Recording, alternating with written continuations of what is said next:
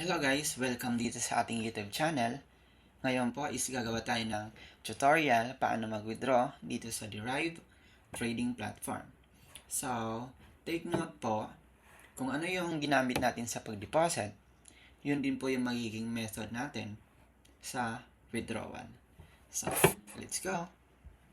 Ngayon po, dito sa ating dashboard, after natin mag-login, click lang natin yung cashier, tapos withdrawal. Then, i-click natin itong send email. So, marireceive po natin yung confirmation email. Tapos, i-click po natin yung yes, it's me. So, let's click. So, ngayon po, na-click na natin yung yes, it's me doon sa email na natanggap natin.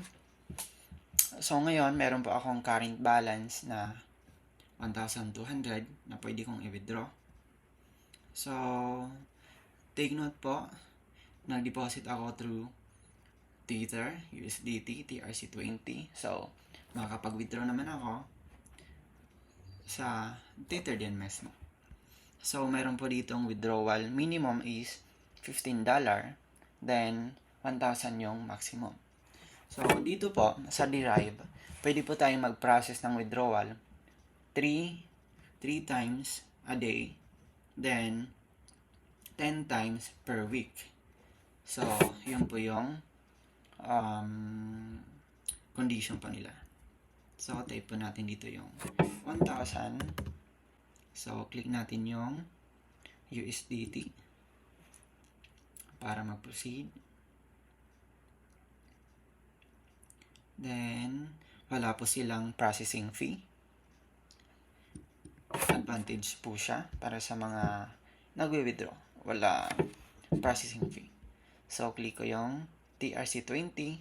So, dapat po maging maingat kayo dito. Kasi yung ERC20 is Ethereum network po siya. Yung TRC20, Tron network. Then, paste po natin dito yung Tether address. So, ayun, na-paste ko na. Then, comments or instruction. So, kahit wala na. So, after na fill up na natin, click natin yung request payout. So, ayun po. Payout request confirmation. Yung processing po nila ng withdrawal is within the day, marireceive po natin yung withdrawal. So, yun lang. Then, good luck sa mga nag-trade. More profit, more withdraw. Bye-bye!